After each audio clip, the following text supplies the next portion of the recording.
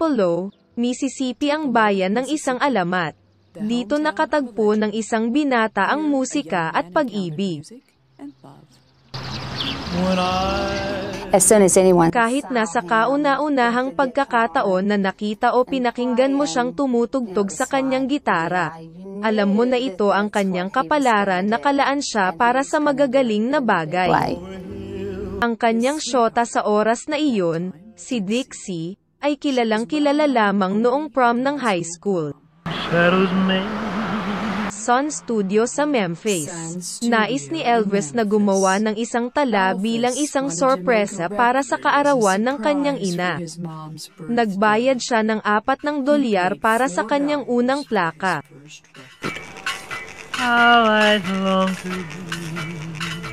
Amerika noong dekada 50, madalas pa rin nahahati sa itim at puti kahit na sa musika.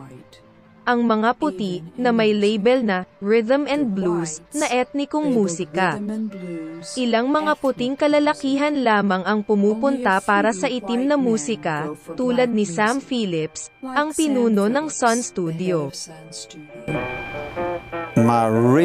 Talagang nais kong makahanap ng isang puting tao na maaaring ipahayag ang pakiramdam ng mga Black American sa kanyang musika. At pagkatapos ay nahanap ko siya, si Elvis. Naalala pa ni Phillips ang batang lalaki na nais ang plaka ng isang kanta para sa kanyang ina. Inanyayahan niya siya na gumawa ng isang pilot recording, ngunit hindi naging matagumpay ang painaya. Bukod sa walang katapusang mga ballada at ilang mga kanta sa bansa, wala namang ibang mapaglaro si Elvis. Nabigo si Phillips. Gusto lang namin matapos at umuwi. Medyo humugat pa si Elvis sa kanyang gitara, at pagkatapos ay nagsimula na lang siyang kumanta, "That's Right Mama." Inangat ko ang aking ulo at tinanong siya, "Ano ang ginagawa mo, bakit ka lang ngayon lumabas ka na kasama nito?" Why have you waited so long? No? Naging nasasabik ang rhythm guitarist, si Sam Phillips ay mukhang ibang tao. Sa wakas natagpuan niya ang musikang palaging pinapangarap niya. Isang istasyon ng radyo sa Memphis ang nagpatugtog ng unang tunay na record ni Elvis. and of course it was phenomenal. Nakamamangha. Halos masunog ang mga radiophone dahil sa dami ng mga tawag. Paulit-ulit na hiniling ng mga tagapakinig ang kanta.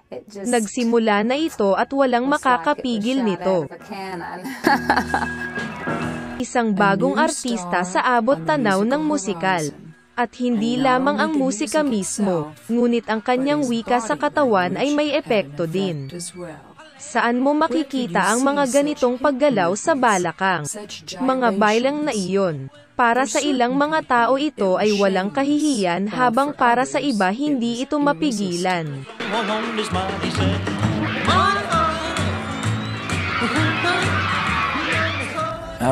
Sumandal ako kay Scotty Moore at sinabi, "Hoy, sa palagay ko masigasig talaga ang taong ito." Higit sa lahat ang mga babaeng nag-isip ng ganito. Ang binata mula sa Memphis ay naging isang simbolo ng kasarian at isang bagong sagisag ng kalayaan.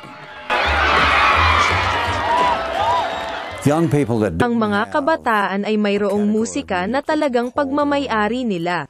Mula sa sandaling marinig nila si Elvis na tumutugtog, para itong nakahanap ng Mesiyas.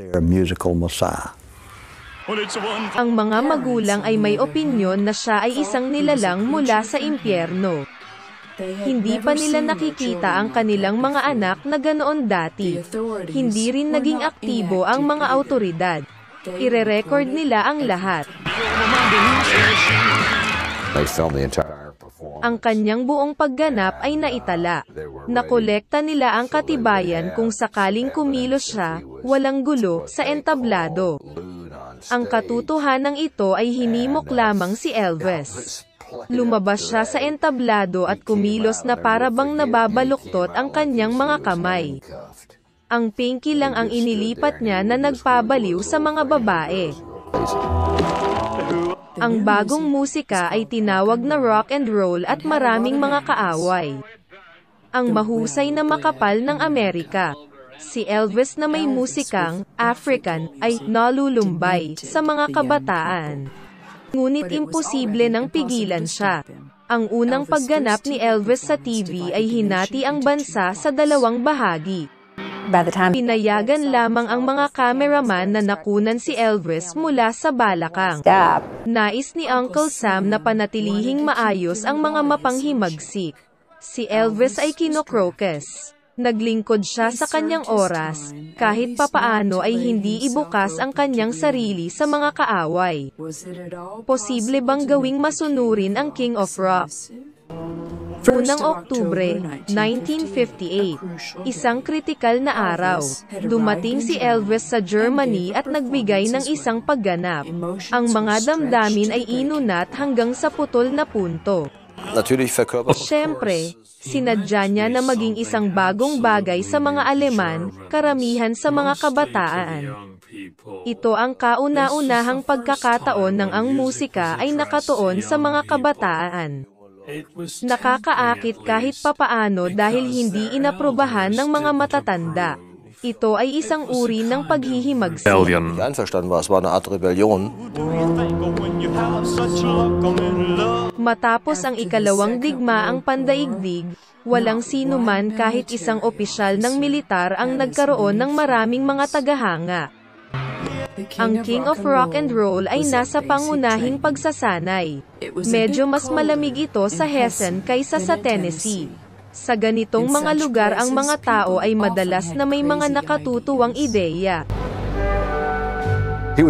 Napapagod siya at upang hindi siya gisingin ay binigyan siya ng mga batang lalaki ng tableta na tinatawag na Benzedrine. Sinabi nila na sisingilin siya nito ng lakas. Tapos na ang kanyang termino ng paglilingkod. Sa paliparan ang bata, 14 na taong gulang na si Priscilla Bolu, ang anak na babae ng isang opisyal ng American Air Force, ay pinalaya siya. she was so young. Napakabata pa niya. Bata pa rin. Para siyang sa akin noong mga panahong iyon. Natutuwa ako na natagpuan ni Elvis ang isang nagmamahal sa kanya at tumabi sa kanya. Kinuha ni Elvis si Priscilla bilang asawa, naging ama, at hindi ganoon kakomit sa kanyang dating imahe. Kumita siya ng maraming pera sa mga pelikulang pabulong-bulong, at walang laman na mga kanta ang minarkahan ng kanyang pagkupas.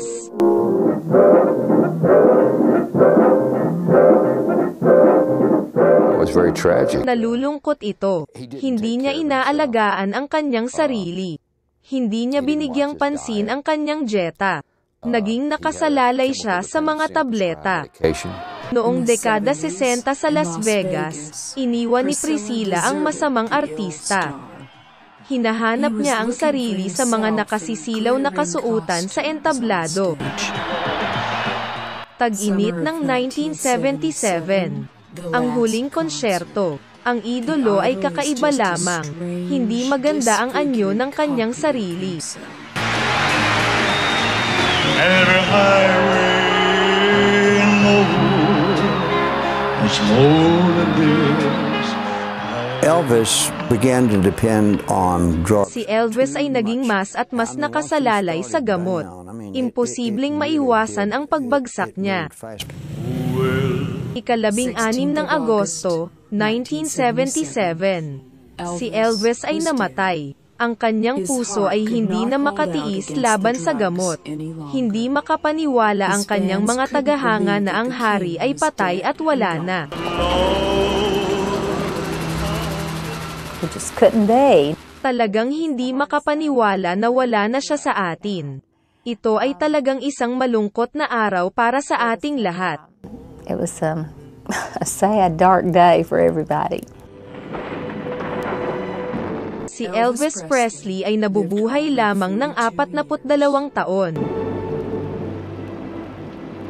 Elvis didn't open the door. Binuksan niya ang mga pinto ng bagong mundo. Kailangan lang namin pumasok. isang binata na ang boses ay nagmarka ng isang bagong panahon. Everything's so long, up and down.